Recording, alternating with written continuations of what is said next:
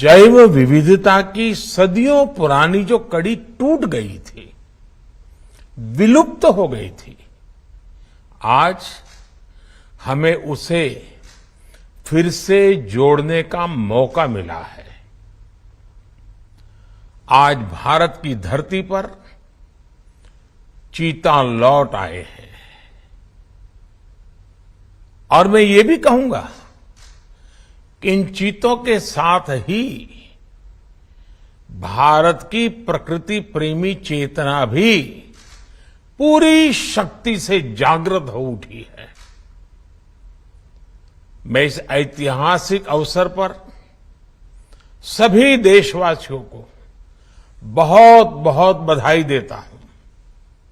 विशेष रूप से मैं हमारे मित्र देश नामीबिया और वहां की सरकार का भी धन्यवाद करता हूं, जिनके सहयोग से दशकों बाद चीते भारत की धरती पर वापस लौटे हैं। मुझे विश्वास है ये चीते न केवल प्रकृति के प्रति हमारी जिम्मेदारियों का बोध कराएंगे, बल्कि हमारे मानवीय मूल्यों और परंपराओं से भी अवगत कराएंगे। साथियों, जब हम अपनी जड़ों से दूर होते हैं तो बहुत कुछ खो बैठते हैं। इसलिए ही आजादी के इस अमृत काल में हमने अपनी विरासत पर गर्व और गुलामी की मानसिकता से मुक्ति जैसे पंच प्राणों के महत्व को दोहराया है। पिछली सदियों में हमने वो समय भी देखा है जब प्रकृति के दोहन को शक्ति प्रदर्शन और आधुनिकता का प्रतीक मान लिया गया था। 1947 में जब देश में केवल आखिरी 3 चीते बचे थे तो उनका भी साल के जंगलों में निष्ठुरता व गैर जिम्मेदारी से शिकार कर लिया गया। ये दुर्भाग्य रहा कि हमने 1952 में चीतों को देश से विलुप्त तो घोषित कर दिया, लेकिन उनके पुनर्वास के लिए दशकों तक कोई सार्थक प्रयास नहीं हुआ। आज आजादी के अमृत काल में अब देश नई ऊर्जा के साथ चीतों के पुनर्वास के लिए जुट गया है।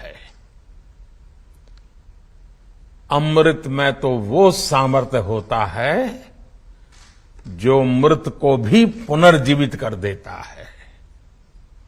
मुझे खुशी है कि आजादी के अमृत काल में कर्तव्य और विश्वास का ये अमृत हमारी विरासत को, हमारी धरोहरों को और अब चीतों को भी भारत की धरती पर पुनर्जीवित कर रहा है। इसके पीछे हमारी वर्षों की मेहनत है। एक ऐसा कार्य राजनीतिक दृष्टि से जिसे कोई महत्व नहीं देता, उसके पीछे भी हमने भरपूर ऊर्जा लगाई। इसके पीछे एक विस्तृत चीता एक्शन प्लान तैयार किया गया। हमारे वैज्ञानिकों ने लंबी रिसर्च की, साउथ अफ्रीकन और नामीबियाई एक्सपर्ट के साथ मिलकर काम किया। हमारी टीम्स वहां गई, वहां के एक्सपर्ट भी भारत आए। पूरे देश में चीतों के लिए सबसे उपयुक्त क्षेत्र के लिए वैज्ञानिक सर्वे किए गए और तब कूनो नेशनल पार्क को एक शुभ शुरुआत के लिए चुना गया और आज हमारी वो मेहनत परिणाम के रूप में हमारे सामने है।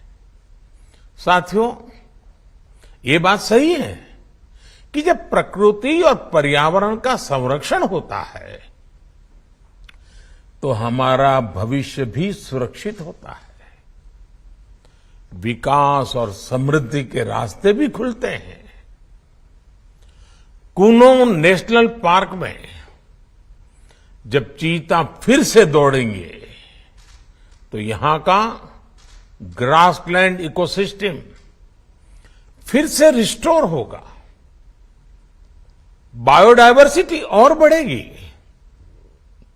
आने वाले दिनों में यहां इको टूरिज्म भी बढ़ेगा,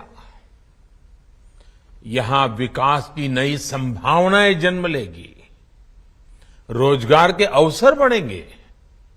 लेकिन साथियों, मैं आज आपसे सभी देशवासियों से एक आग्रह भी करना चाहता हूं। कूनो नेशनल पार्क में छोड़े गए चीतों को देखने के लिए देशवासियों को कुछ महीने का धैर्य दिखाना होगा, इंतजार करना होगा, सहयोग करना होगा। आज ये चीते मेहमान बनकर आए हैं, इस क्षेत्र से अनजान है। कूनो नेशनल पार्क को ये चीते अपना घर बना पाए, इसके लिए हमें इन चीतों को भी कुछ महीने का समय देना होगा। अंतर्राष्ट्रीय गाइडलाइंस पर चलते हुए भारत इन चीतों को बसाने की पूरी कोशिश कर रहा है। हमें अपने प्रयासों को विफल नहीं होने देना है। साथियों, दुनिया आज जब प्रकृति और पर्यावरण की ओर देखती है तो सस्टेनेबल डेवलपमेंट की बात करती है, लेकिन प्रकृति और पर्यावरण, पशु और पक्षी भारत के लिए एक केवल सस्टेनेबिलिटी और सिक्योरिटी के विषय ही सिर्फ है, ऐसा नहीं है। हमारे लिए ये हमारी सेंसिबिलिटी और स्पिरिचुअलिटी का भी आधार है। हम वो लोग हैं जिनका सांस्कृतिक अस्तित्व सर्वम खल्विदम ब्रह्म इस मंत्र पर टिका हुआ है। अर्थात संसार में पशु, पक्षी, पेड़, पौधे, जड़, चेतन जो कुछ भी है वो ईश्वर का ही स्वरूप है, हमारा अपना ही विस्तार है। हम वो लोग हैं जो कहते हैं परम परोपकारार्थम यो जीवति सह जीवति, अर्थात खुद के फायदे को ध्यान में रख करके जीना वास्तविक जीवन नहीं है। वास्तविक जीवन वो जीता है जो परोपकार के लिए जीता है। इसलिए हम जब खुद भोजन करते हैं उसके पहले पशु पक्षियों के लिए अन्न निकालते हैं। हमारे आसपास रहने वाले छोटे से छोटे जीव की भी चिंता करना हमें सिखाया जाता है, बचपन से सिखाया जाता है। हमारे संस्कार ऐसे हैं कि कहीं अकारण किसी जीव का जीवन चला जाए तो हम अपराध बोध से भर जाते हैं। फिर किसी पूरी जीव जाति का अस्तित्व ही अगर हमारी वजह से मिट जाए, ये हमें कैसे स्वीकार हो सकता है? आप सोचिए।